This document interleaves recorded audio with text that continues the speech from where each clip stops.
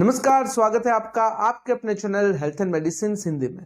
आपने अक्सर लोगों को हाई ब्लड प्रेशर के बारे में बातें करते सुना होगा, लेकिन बहुत ही कम लोग लो ब्लड प्रेशर के बारे में बात करते हैं, क्योंकि ज्यादातर लोगों को बस इतना ही पता होता है कि अगर किसी व्यक्ति को हाई ब्लड प्रेशर की प्रॉब्लम है तो उसे बहुत ही ज्यादा मुश्किलों का सामना करना पड़ता है। लेकिन लो ब्लड प्रेशर की समस्या भी उतनी ही खतरनाक है जितनी हाई ब्लड प्रेशर। इसलिए आज की वीडियो में मैं आपको लो ब्लड प्रेशर क्या है, क्यों होता है, लक्षण क्या है और किस तरह से मैनेज किया जाता है उसके बारे में बताऊंगा। वीडियो लंबा जरूर हो जाएगा क्योंकि यह सब चीजों के बारे में मैं आपको विस्तार से समझाने वाला हूं। इसीलिए अगर आप चाहते हो कि आपको अच्छा सा नॉलेज मिल जाए तो प्लीज मेरे साथ इस वीडियो के अंत तक बने रहिएगा। अगर आप मेरे चैनल पर नए हो, आपको मेरे वीडियोस पसंद आते हैं, मेरे कंटेंट पसंद आते हैं, तो प्लीज चैनल को सब्सक्राइब करें और साथ ही साथ नोटिफिकेशन बेल को भी प्रेस करें ताकि मेरे वीडियो से जुड़ी हुई नोटिफिकेशन आपको समय समय पर मिलती रहे। सबसे पहले बात करते हैं कि लो ब्लड प्रेशर क्या है। अगर ब्लड प्रेशर की नॉर्मल रेंज की बात करें तो वो है 120/80 mmHg, यानी कि यह जो रेंज है एक नॉर्मल इंडिविजुअल, एक हेल्दी इंडिविजुअल के लिए है। और कोई भी नॉर्मल हेल्दी इंडिविजुअल को यह जो रेंज है 120/80 mmHg उसे मेंटेन कर पाना बहुत ही मुश्किल हो जाता है, क्योंकि हमारा ब्लड प्रेशर अक्सर फ्लक्चुएट होता है। अगर किसी व्यक्ति का ब्लड प्रेशर कम होकर 90/60 mmHg हो जाता है या फिर उससे भी कम हो जाता है तो उसे हम लो ब्लड प्रेशर कहते हैं, जिसे मेडिकल टर्मिनोलॉजी में हम हाइपोटेंशन भी कहते हैं।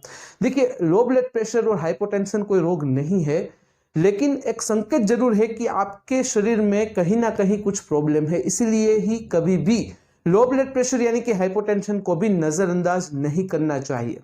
अब बात करते हैं कि in case of low blood pressure और हाइपोटेंशन आपको कौन कौन से लक्षण दिखाई देते हैं।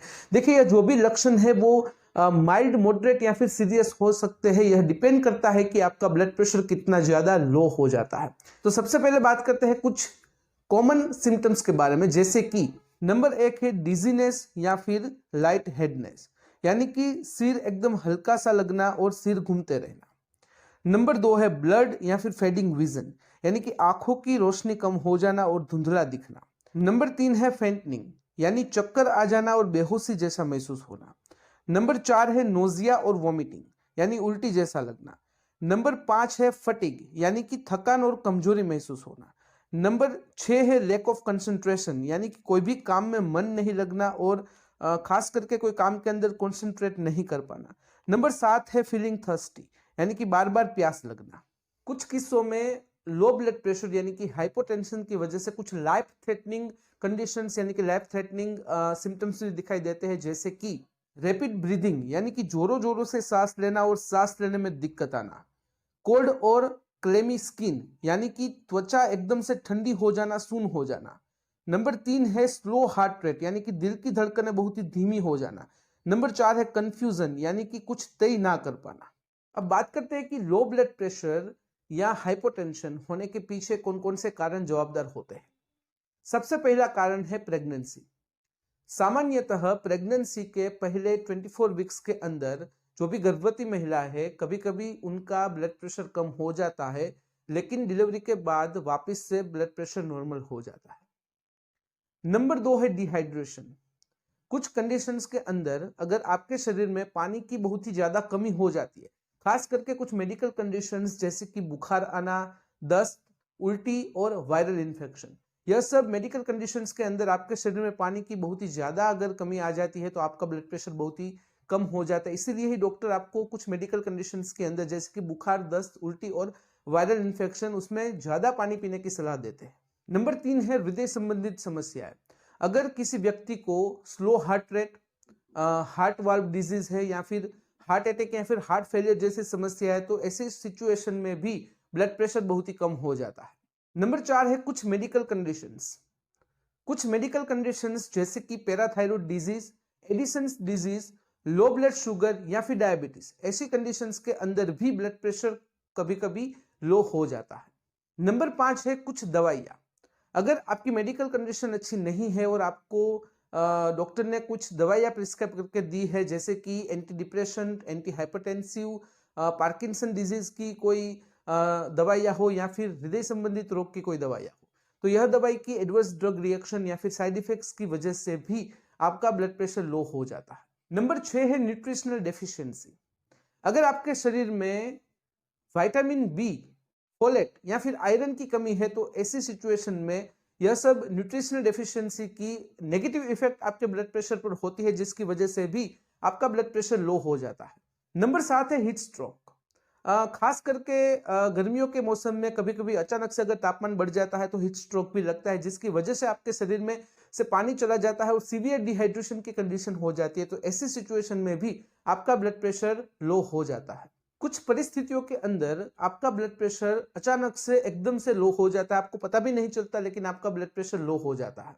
जैसे कि ज्यादा खून बहना यानी कि ट्रोमा या फिर इंटरनल इंजरी, शरीर का तापमान बहुत ज्यादा बढ़ जाना, heart failure, severe blood infection जिसे हम सेप्सिस कहते हैं, सीवियर डिहाइड्रेशन, अल्कोहल का severe reaction, severe adverse drug reaction या फिर एनाफाइलेक्सिस जिसे हम सीवियर एलर्जिक रिएक्शन कहते हैं। अगर ऐसी कुछ सिचुएशंस भी आती है तो आपका जो ब्लड प्रेशर है वो एकदम से लो हो जाता है और आपको पता भी नहीं चलता। अब बात करते हैं कि लो ब्लड प्रेशर को मैनेज करने के लिए, उसे कंट्रोल करने के लिए हम क्या कर सकते हैं। देखिए मेनली दो तरीके हैं। पहला एक है ट्रीटमेंट, यानी कि डॉक्टर के पास जाकर डॉक्टर जो भी आपको दवाई प्रिस्क्राइब करके देते हैं उन्हें आपको समय समय पर लेना है। यह ट्रीटमेंट मेडिकेशन से भी आपका लो ब्लड प्रेशर को हम कंट्रोल कर सकते हैं। दूसरा तरीका है प्रिवेंटिव मेजर्स, यानी कि हम कुछ ऐसी बातों का ध्यान रखें कि जिसकी वजह से हमारा ब्लड प्रेशर कभी लो हो ही नहीं। यानी कि हम कुछ ऐसी बातों का ध्यान रखें कि हमारा ब्लड प्रेशर एकदम से नॉर्मल ही रहे, ना बढ़े ना कम हो।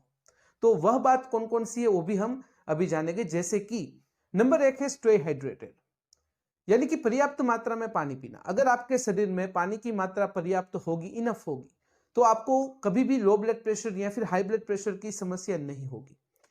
खास करके कुछ मेडिकल कंडीशंस जैसे कि बुखार, दस्त, उल्टी और वायरल इन्फेक्शन, ऐसी कुछ अगर मेडिकल कंडीशंस है तो ऐसी सिचुएशन में आपको बहुत ही अच्छी मात्रा में पानी पीना है और नॉर्मल सिचुएशन में भी आपको पर्याप्त मात्रा में पानी पीना है ताकि आपका ब्लड प्रेशर कभी भी कम ना हो।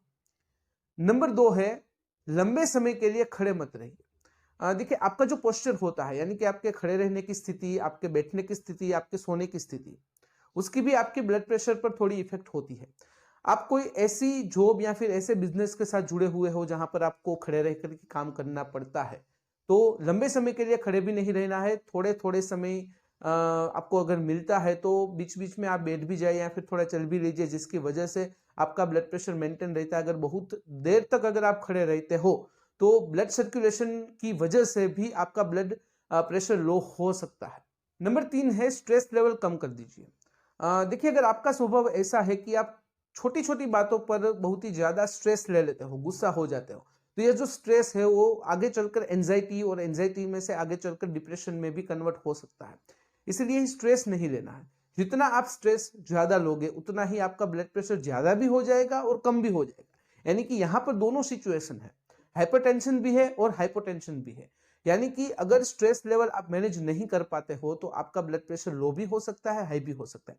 इसीलिए ही छोटी छोटी बातों पर स्ट्रेस लेना भी आपको बंद करना है और आपको जितना हो सके उतना कम स्ट्रेस लेना है। नंबर 4 है पर्याप्त नींद ले। देखिए अगर आपकी नींद पूरी नहीं होती है तो आगे चलकर स्लीप एपनिया या फिर इंसोम्निया की परेशानी हो जाती है। उसे दूर करने के लिए आपको न चाहते भी नार्कोटिक्स दवाइयों का सहारा लेना पड़ता है और नार्कोटिक्स दवाइयों की साइड इफेक्ट्स या फिर एडवर्स ड्रग रिएक्शन की वजह से भी आपका ब्लड प्रेशर लो हो सकता है। इसीलिए ही आपको अपनी नींद पर भी ध्यान देना है और पर्याप्त मात्रा में आपको नींद लेनी है। नंबर 5 है अल्कोहल के ओवरडोज से बचें। अगर आप बहुत ही ज्यादा मात्रा में अल्कोहल लेते हो और उसमें भी अगर आपको पहले से ही कोई मेडिकल कंडीशन है तो दो चीजें हो सकती है। आपका ब्लड प्रेशर हाई भी हो सकता है यानी कि हाइपरटेंशन भी हो सकता है और आपका ब्लड प्रेशर लो भी हो सकता है यानी कि हाइपोटेंशन भी हो सकता है। इसीलिए ही क्योंकि अल्कोहल की नेगेटिव इफेक्ट आपके ब्लड प्रेशर पर होती है, तो अगर आप अल्कोहल लेने के आदी है तो अल्कोहल इंटेक की जो मात्रा है उसे तय कर दीजिए, बहुत ही हद से ज्यादा अल्कोहल भी मत लीजिए। नंबर 6 है संतुलित आहार लीजिए। देखिए संतुलित आहार लेने का मतलब है कि आपके आहार के अंदर संतुलित मात्रा में फैट, कार्बोहाइड्रेट, प्रोटीन, विटामिन और मिनरल्स होने चाहिए। ऐसा नहीं है कि आप कार्बोहाइड्रेट को स्किप कर देते हो, आप फैट को स्किप कर देते हो। संतुलित आहार लेना है, बैलेंस्ड डाइट लेना है। अगर आप बैलेंस्ड डाइट लेते हो तो आपके शरीर में न्यूट्रिशनल डेफिशिएंसी नहीं होगी, जिसकी वजह से भी आपका ब्लड प्रेशर लो नहीं होगा और आपका ब्लड प्रेशर नॉर्मल रेंज में रहेगा। नंबर 7 है इन्फेक्शन को जल्द से दूर करें। अगर आपको मालूम होता है कि आपके शरीर के अंदर कोई इन्फेक्शन है, चाहे बैक्टीरियल हो, चाहे वायरल हो, चाहे फंगल हो, कोई भी इन्फेक्शन आपके शरीर के अंदर है, तो उसे आपको जल्द से जल्द दूर करना है, क्योंकि जितना ज्यादा कोई भी इन्फेक्शन आपके शरीर में रहेगा उतना ही उसकी नेगेटिव इफेक्ट आपके ब्लड प्रेशर पर होगी और आपका ब्लड प्रेशर लो हो जाएगा। तो यह सब चीजें लो ब्लड प्रेशर के बारे में थी कि लो ब्लड प्रेशर क्या है, क्यों होता है, लक्षण क्या है और किस तरह से मैनेज होता है। तो फिलहाल इस वीडियो में बस इतना ही। आज का वीडियो ध्यान से देखने और सुनने के लिए आपका धन्यवाद। जय हिंद, जय भारत।